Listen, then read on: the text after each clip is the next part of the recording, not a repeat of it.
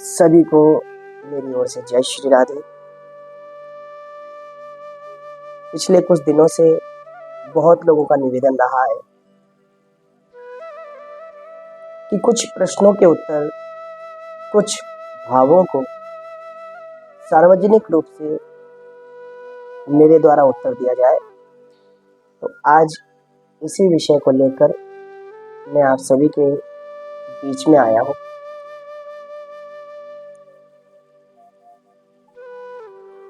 एक महानुभाव की भावना थी कि जीवन में सबसे बहुमूल्य वस्तु क्या है।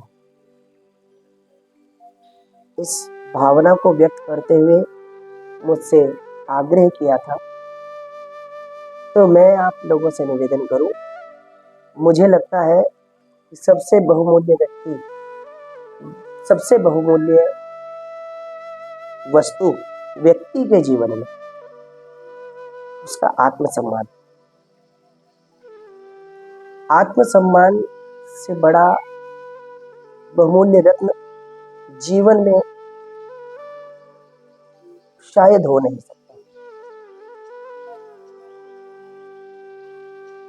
मैं एक बार किसी सज्जन के मुख से सुन रहा था कि बर्तन खाली हो तो ये मत सोचो कि वो मांगने आए, हो सकता है कि वो अपना सब कुछ लुटाकर आया। कभी कभी हम ये विचार कर लेते हैं सामने वाले व्यक्ति की वेशभूषा इत्यादि को देखकर कि शायद जो हम जान रहे हैं या सोच रहे हैं वो वैसा नहीं है। तो इसलिए आत्मसम्मान बहुत बड़ी वस्तु है। आत्मसम्मान की प्राप्ति कैसे होती है? तो आत्मसम्मान की प्राप्ति यानी आत्मसम्मान की सुरक्षा जीवन में एक गुण के आ जाने से, और वो गुण है ईमानदारी, प्रतिबद्धता। अगर व्यक्ति पूर्ण रूप से निष्पक्ष भाव से, ईमानदारी से अपने जीवन को जिए, अपने वर्क, अपने कार्य को करे, तो निश्चित ही उसको शांति की प्राप्ति होती है और आत्मसम्मान सुरक्षित रहता है। आत्मसम्मान से परे व्यक्ति कब जाता है? जब व्यक्ति के मन में लालच उत्पन्न हो, लोभ। संस्कृत की एक उक्ति है, लोभान पापात्। एक व्यक्ति कहा करते थे, लोभ का बाप कौन? तो कहते थे, लोभ का बाप पाप। तो लोभ व्यक्ति को अपने पथ से भ्रष्ट कर देता है। इस कारण से व्यक्ति झूठ और बेईमानी पर उतर आता है। मैं आपसे निवेदन करूं, एक कहानी मैंने किसी के मुख से सुनी थी। ये एक व्यापारी को ऊंट खरीदने का शौक। वो व्यक्ति ऊंट खरीदने बाजार में गया। जब बाजार में ऊंट खरीदने गया तो एक व्यक्ति से उसने वो ऊंट खरीद भी लिया। ऊंट लेकर के वो व्यक्ति अपने घर आया। उस व्यापारी के घर में एक नौकर था जो बहुत ही विश्वास पात्र। उस नौकर ने ऊंट की देखभाल प्रारंभ की। जैसे ही ऊंट घर में आया, ऊंट की पीठ से काठी उतारी और काठी उतार करके देखा, उस काठी के नीचे एक थैली है। उस थैली के अंदर जब उसने देखा तो देखा उसमें बहुत सारे हीरे। तो वो नौकर भाग कर गया और अपने व्यापारी मालिक से बोला, मालिक, आप केवल ऊंट नहीं लाए, ऊंट के साथ ये हीरे भी आप लेकर आए। तो व्यापारी ने हीरे देखी तो उसको लगा कि ये गलत हो गया। व्यापारी कहने लगा, नहीं नहीं, ये हीरे मेरे नहीं, ये हीरे उस ऊंट के मालिक के। नौकर ने कहा, मालिक कैसी बात कर रहे? अरे ये ऊंट के साथ चलकर आपके पास आ गए, इस होने वाले फायदे को अब आप अपने नुकसान में मत बदलिए। पर व्यापारी ने कहा, नहीं, ये हीरे मैं वापस देकर ही आऊं।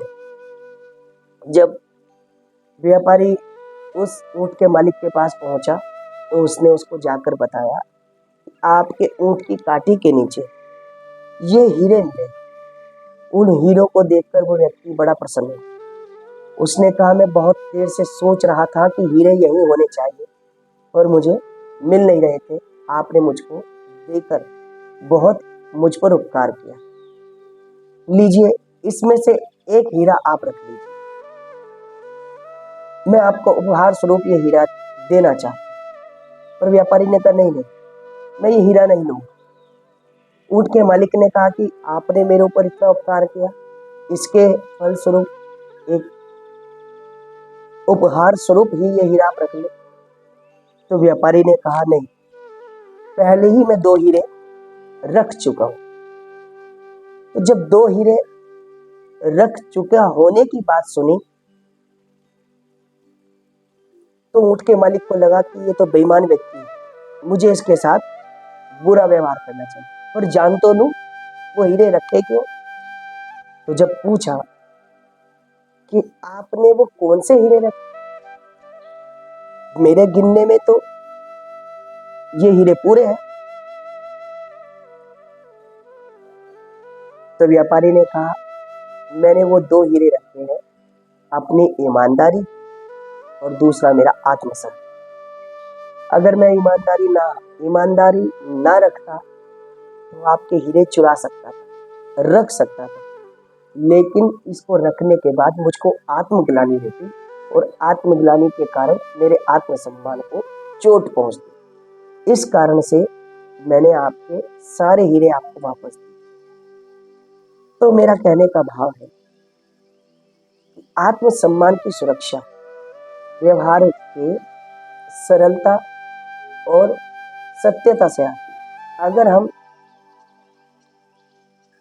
सत्यता के साथ अपने कार्य को करते हैं तो निश्चित ही हमारा व्यवहार ईमानदार रहता है, और जब हम ईमानदारी के साथ अपने कार्य को करते हैं तो हमारा आत्मसम्मान जीवित रहता है, और आत्मसम्मान जीवित रहने से हमारा व्यक्तित्व जीवित रहता है। तो हमें लगता है जीवन में सबसे कीमती वस्तु अगर कोई है तो वो आत्मसम्मान है। कार्य कुछ ऐसा करना चाहिए जिससे कि संसार के लोग देखकर कहें कि इस कार्य को करने वाले ने कितनी महानता है। तो इस भाव के साथ आज के लिए इतना ही। पुनः फिर किसी दूसरे प्रश्न के साथ पुनः हम सभी आपस में मिलते हैं। अभी के लिए सभी को जय श्री राम।